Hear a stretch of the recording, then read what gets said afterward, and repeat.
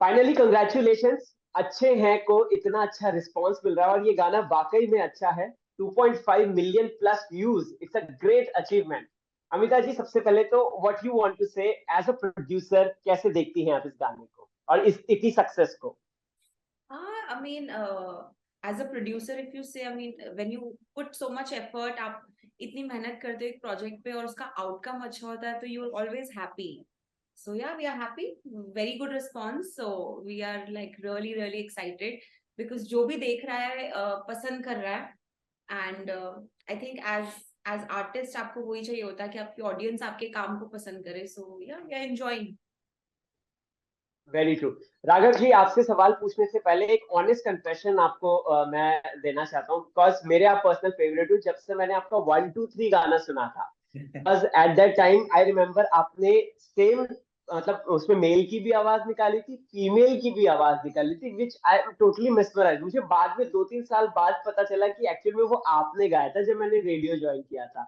So definitely you are a, yeah, so talented. And what is your experience while working with Amita as a producer? Because वो आपकी wife हैं और plus क्या वो एक producer वाला जो एक एटीट्यूड होता है कहीं ना कहीं हम देखते हैं, तो वैसा था उनका?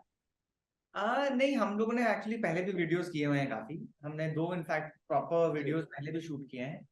और ये वाले में तो और भी ज्यादा आसान हो जाता है बिकॉज एज सच कोई एक्टिंग करने की जरूरत नहीं थी हम लोगों को। We are always in love and we on screen, हम ऑफ स्क्रीन में इतने प्यार में होते हैं कि हमें ऑन स्क्रीन में कुछ करने में प्रॉब्लम हुई नहीं।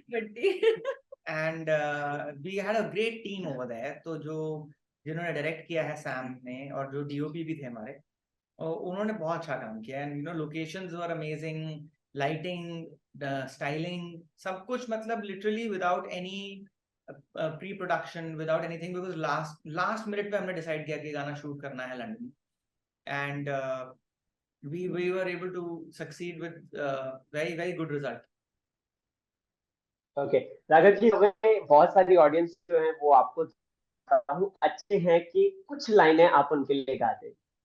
जी जरूर, guitar.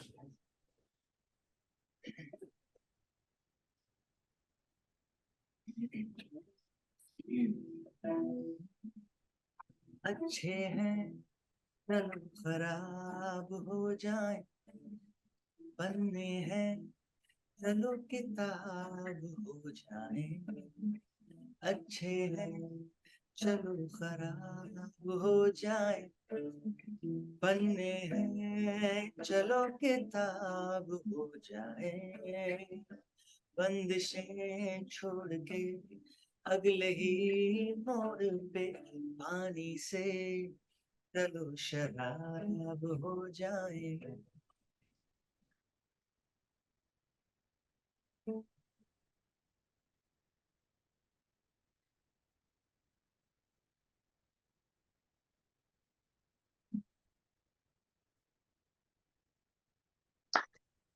Thank you so much Raghav ji, thank you so much for this amazing music and amazing song. अच्छा राघव जी, आपसे एक सवाल जानना चाहता हूँ। अगर आपने जब अपना करियर शुरुआत करी थी और अभी आप अपने आप को देखते हैं, तो एक डेफिनेटली एक हमारे दिमाग में होता है कि हमें उस लेवल तक पहुंचना है। मान लीजिए सर्टेन ए लेवल है, तो क्या आप अभी तक की जो जर्नी रही है वो आपके लिए सेटिस्फैक्टरी रही है as an artist, as a creative individual? जी बहुत सेटिस्फैक्टरी रही है, क्योंकि देखिए, the main concern in this field is sustainability. सबसे ज्यादा डिफिकल्ट काम जो है वो है कि आप कितने टाइम तक इंडस्ट्री में रह सकते हैं। You can be a one hit wonder, बहुत लोग आके गए हैं जिन्होंने एक हिट देके फिर आपको मिलते ही नहीं है। कुछ लोगों की बहुत अच्छा सक्सेसफुल लाइफ रहती है इंडस्ट्री में, लेकिन शॉर्ट लिव्ड होती है, करीब 10 साल के बाद कुछ देखने को मिलते हैं, 8 साल के बाद। मुझे 20 साल ऑलरेडी हो गए हैं। तो I am very very happy, very thankful that ups and downs तो देखिए सबके ही प्रोफेशनल करियर में, पर्सनल लाइफ में आते हैं। It's just a matter of figuring out the balance कि ऐसा भी नहीं होना चाहिए कि इतना काम हो कि पर्सनल टाइम ही ना मिले, और ऐसा भी नहीं होना चाहिए कि कुछ भी काम ना हो और खाली पर्सनल ही टाइम मिले। तो वो जी बैलेंस मेंटेन करके जितना लंबा जा सकें, जितना हेल्थ को बचा सकें, और I feel now, I feel after covid we have all got a new life, you all got a new beginning, तो अब नए सिरे से सब कुछ शुरू हो रहा है। तो ये अप्स डाउन्स बहुत बहुत ज्यादा हैं और बहुत सारे हैं और बहुत सालों से हैं, तो नथिंग इज परमानेंट। तो अगर कोई अच्छा टाइम भी रहता है तो वो भी परमानेंट नहीं होता, कोई बुरा टाइम आता है तो वो भी परमानेंट नहीं होता है। तो जितना अप डाउन चलता रहे, बस लंबा चले। ओके राघव जी, एक और सवाल जो मैं आपसे जानना चाहता हूँ, अगर आप अभी इस वक्त जो म्यूजिक इंडस्ट्री देखते हैं, स्पेशली हम बॉलीवुड मेन स्ट्रीम म्यूजिक जो हिंदी ऑडियंस सुनती है ज्यादातर, कहीं ना कहीं एक जो पहले की जो रिदम थी, जो पहले का म्यूजिक था, हम प्री कोविड के दिनों की बात कर रहे हैं या फिर अर्ली 2008 9 10 की बात कर रहे हैं, वो म्यूजिक बहुत ज्यादा सस्टेन रहता था, लोगों की रगों में रहता था और लोग उसे बहुत अप्रिशिएट करते थे। बट अभी ऐसा लगता है कि जैसे मतलब अभी भी काफी इंडिविजुअल म्यूजिक जैसे कंपोजर है जो अकेले अच्छा कर रहे हैं, लेकिन बॉलीवुड को ऐसा क्या हो गया है कि उसका म्यूजिक इतना हिट नहीं हो पाता?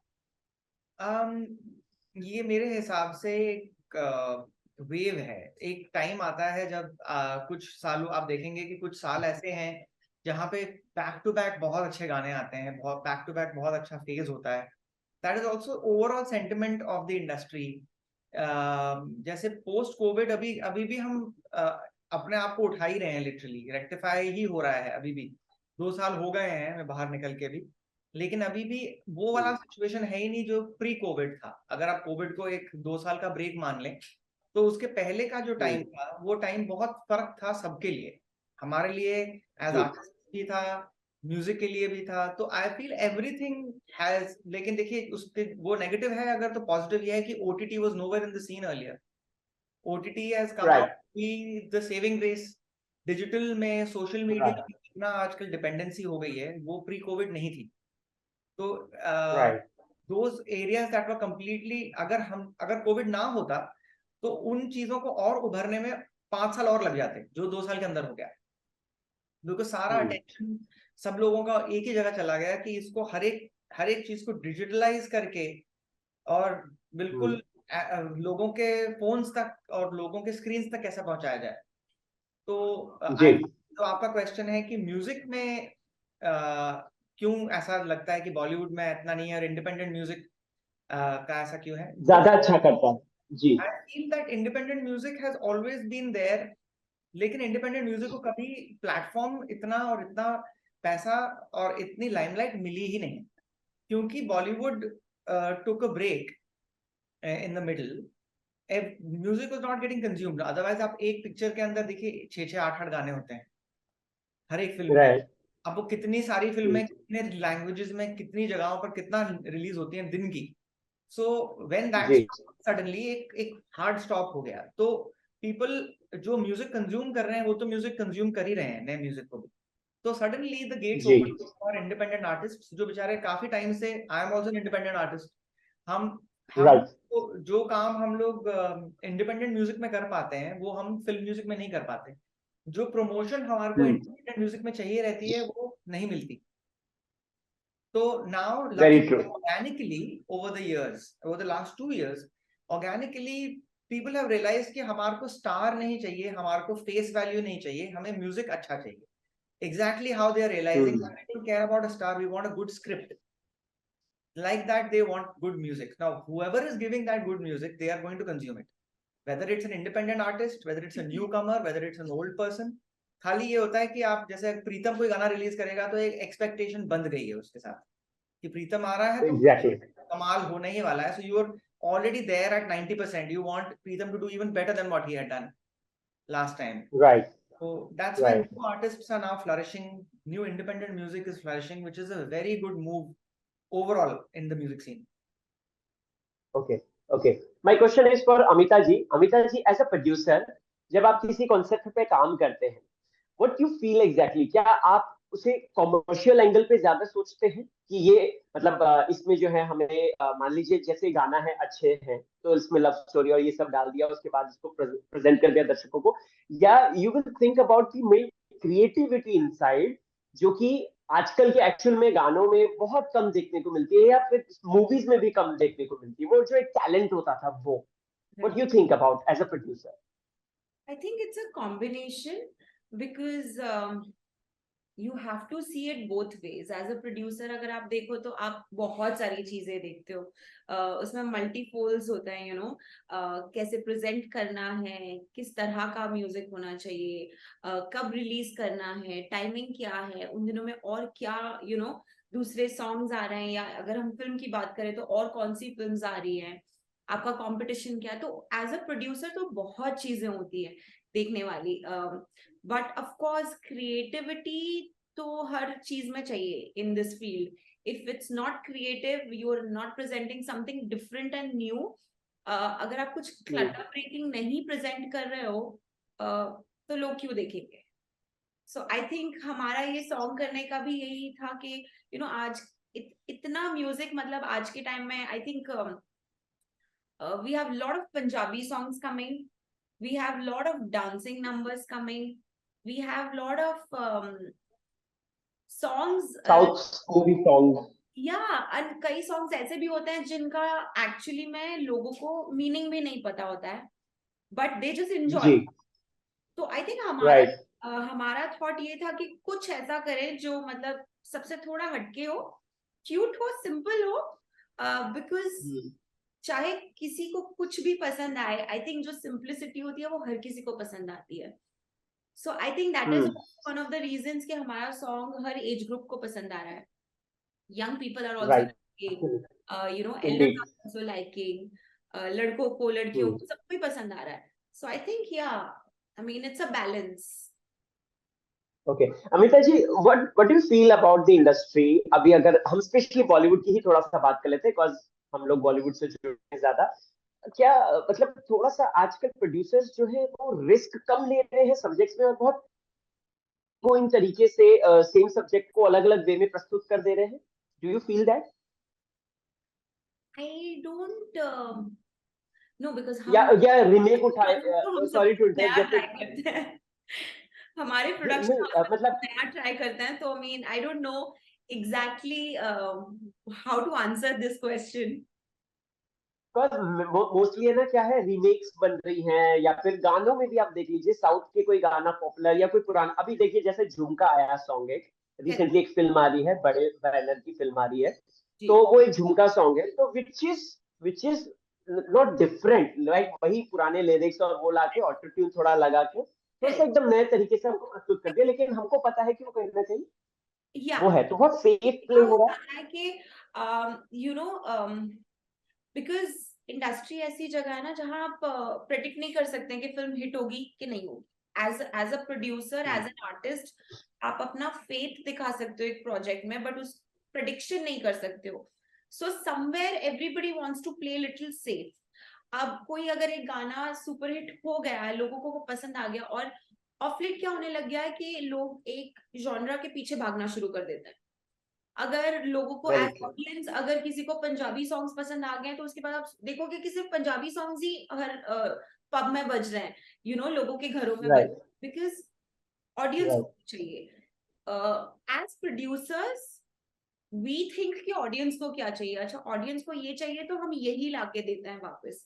तो शायद उस सिचुएशन की वजह से कुछ चीजें रेपिटेटिव हो जाती है, एंड एक पॉइंट पे आके आई थिंक वो ऑडियंस के लिए भी टू मच हो जाती है, and then they jump to another one, and then as a film maker you have to try and give them that again. Very true, very true.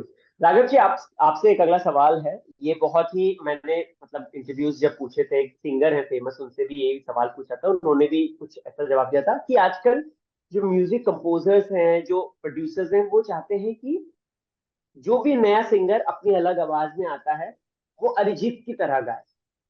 नहीं, हमको तो इसी टोन में चाहिए, नहीं हमको तो इसी टोन में चाहिए.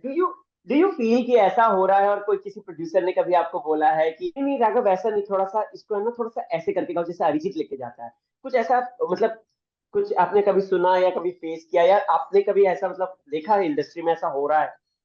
बहुत होता है ये तो. This is a very common thing. देखिए, आप अगर अगर आप किसी इंडियन क्रिकेट टीम वाले के पास जाएंगे, बोलेंगे कि भाई ये तुम शॉट अच्छा मार रहे हो, लेकिन अगर तुम ऐसा मारोगे तो बिल्कुल सचिन की तरह मारो, या फिर सचिन की तरह थोड़ा खेलने की कोशिश करो, उसका जरा देखो वो कैसे करता है। तो ये this is a very common thing to happen. Arijit has made such a mark in our industry. Arijit अगर आप देखें तो अगर एक किशोर कुमार थे, एक सोनू निगम थे, जिस तरीके से जो स्टारडम देखी है, और एक अब अरिजीत है, ये जो लेवल ऑफ अप्रिसिएशन है या लेवल ऑफ जिसको लेजेंड बोलते हैं, यहाँ तक पहुंचना is only when you love your art to such a degree कि वो आप में ही मतलब घुल मिल गई है। आप उस दोनों चीजों को अंतर नहीं कर सकते। जैसे बच्चन साहब को देखते ही आप मतलब ऐसे ऐसे थॉट्स आ जाते हैं कि उन्होंने क्या क्या प्ले किया हुआ है, क्या क्या किया हुआ। You can not differentiate him from his own personality to so many characters that he has played. Rahman साहब सिमिलरली, जाकिर हुसैन साहब सिमिलरली, कि वो जुड़े हुए हैं इंस्ट्रूमेंट के साथ में। बिल्कुल same with Arijit. And Arijit is one of the people who has commercially hit it, commercial success. And और इतने लोगों एक मास, इतने बड़े मास के दिलों में बैठ जाना किसी आदमी का, तो वो बहुत मायने रखती है चीज। और एक के बाद एक के बाद एक, anything that he was touching literally becomes gold. तो वो क्या हो जाता है ना कि हर एक बंदे को चाहिए कि मैं जो चीज प्रोड्यूस कर रहा हूँ, मैं जो चीज डायरेक्ट कर रहा हूँ, मैं जो चीज बना रहा हूँ, मुझे वो सक्सेसफुल चाहिए। अब वो हुक और बाय क्रुक मुझे सक्सेसफुल चाहिए। और एक ही चीज सुन रहे हैं और एक ही चीज देख रहे हैं कि आसपास की जो भी चीज सक्सेसफुल हो रही है उसके साथ अरिजीत जुड़ा हुआ है। तो एक उनके सितारे भी काम कर रहे हैं, सब कुछ काम कर रहा है। तो फिर when people have this tendency of coming and telling you कि आप ऐसा गा देंगे या फिर अरिजीत की तरह गा देंगे, तो आजकल इतने सिंगर्स आ गए नए who are only copying his way of singing by default। Very true. आए ही ऐसे रहे हैं कि सर मैं अरिजीत की तरह गा के दिखाऊं, मैं आतिफ की तरह गा के दिखाऊं, मैं इसकी तरह गा के दिखाऊं। तो उनका आते ही अपनी इंडिविजुअलिटी खत्म हो चुकी है, because they also know that people want this. तो अगर जाते ही वो पहले ही अपने सारे कार्ड्स खोल देंगे कि देखिए मैं ये ऐसे गाऊंगा तो मैं अरिजीत की तरह गा सकता हूँ, ऐसे गाऊंगा तो मैं आतिफ की तरह गा सकता हूँ, आपको कौन चाहिए दोनों में से? He needs work, he will do anything to get work. Raghav ji, but don't you think it's very frustrating for an artist, because उसकी इंडिविजुअलिटी है। मतलब अगर मैं राहुल हूँ, आप राघव हैं, अगर राहुल से बोला जाए कि आप राघव की तरह बिहेव करें, तो it is frustrating for me कि मतलब how come I do that, right? Don't you feel? Absolutely, and that is where lack of education, lack of understanding an artist's temperament, lack of knowing that how much work the artist has put in to be able to even do this much, ये सारा होता है कि जब आपको कुछ खुद की ही सेंस नहीं होती, आप बिना सोचे समझे जाके किसी को भी कुछ भी बोल दें। मतलब कि अगर मैं वही डायरेक्टर को बोलूं जिसने मुझे बोला है कि आप अरिजीत की तरह गाइए, मैं भी उनको जाके बोल दूं कि आप अगर विधु विनोद चोपड़ा की तरह डायरेक्ट करते ना, तब मजा आ जाता है।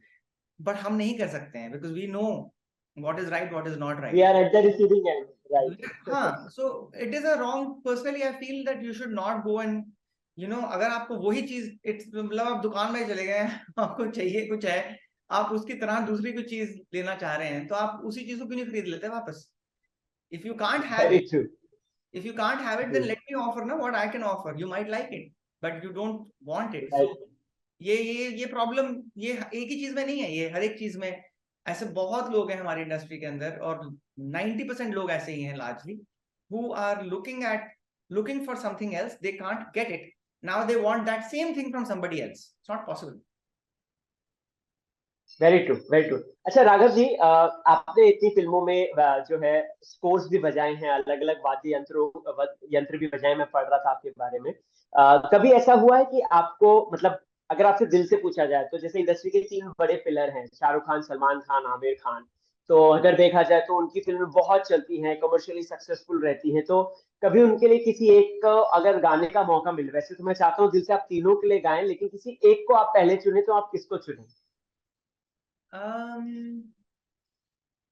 Amir. Amir is my favorite. Aamir.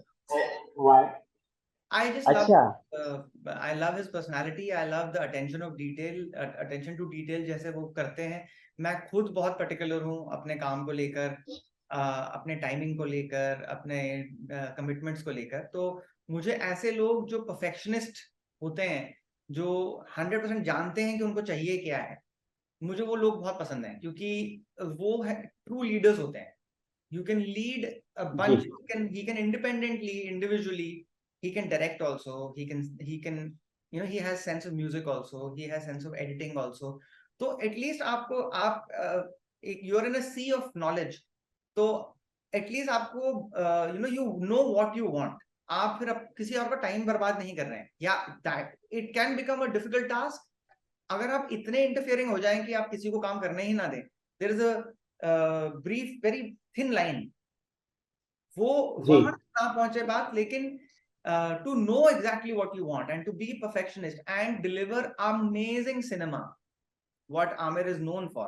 वो एक एक चीज के ऊपर इतना टाइम लगाते हैं, इतने साल लगाते हैं उसको परफेक्ट करने में, एंड इतने दिल से फिर उसको प्रेजेंट करते हैं लाके. I'm a huge fan, and I think if there is an opportunity given to me, I would love to sing, perform, compose, do 1,000 other things. अच्छा राघव जी, ये इस साल शाहरुख साहब का साल चल रहा है, अगर देखा जाए तो पठान आई थी, अभी जवान आने वाली है, कुछ टीजर आया है उसका, देखा आपने? कैसा लगा? मैं जानना चाह रहा था थोड़ा सा आपसे. बहुत अच्छा लगा. I enjoyed it. I love his voice recently. जो उनकी आवाज निकल के आ रही है आजकल, वो तो कमाल ही. It has such grains in it.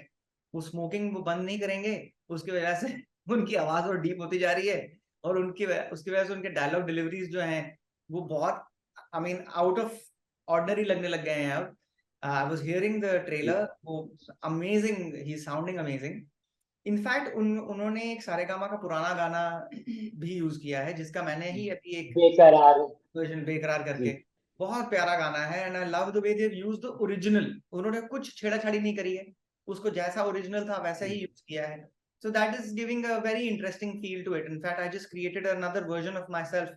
मेरा खुद का एक इंस्ट्रूमेंटल वर्जन भी मैंने उसको क्रिएट करके फॉर द प्रमोशंस ऑफ जवान. I am a huge fan of Shahrukh. So anything. थोड़ा सा बोलेंगे आप वो वही जो आपने कंपोज किया है? I am really greedy right now to ask this question to you. बेकरार करके हमें तो I can play it. I have not played it in a while, but वो मैंने एक नए इंस्ट्रूमेंट, मैं ग्रीस में था अभी, तो मैंने एक नया इंस्ट्रूमेंट पिकअप किया, उस इंस्ट्रूमेंट पे मैंने परफॉर्म किया है वो. बेकरार करके हमें यूं न जाइए, आपको हमारी कसम लौट आई. बेकरार करके हमें यूं न जाइए, आपको हमारी कसम लौट आई. वेरी ऐसा राघव जी एक सेकंड, ये जी ये है ना, इसको साथ रखिए, बिकॉज़ है ना मुझे लिटरली आपसे वो 1 2 3 का एक बार गाना सुनना था, अगर आप सुना सकते हैं तो, और specially that man and women both आवाज में. जी, ये आप मेरी वाइफ के सामने ये सब मुझसे आप क्यों करवा रहे हैं, मुझे पता नहीं. माफ कर दीजिए, बट ये जनता के लिए और मेरे लिए है. Full day. मैं देख चुकी हूँ. 1 2 3 1 2 3 दुनिया में आना है फ्री, दुनिया से जाना है फ्री, देख तमाशा दुनिया का, बिल्कुल फ्री, बिल्कुल फ्री.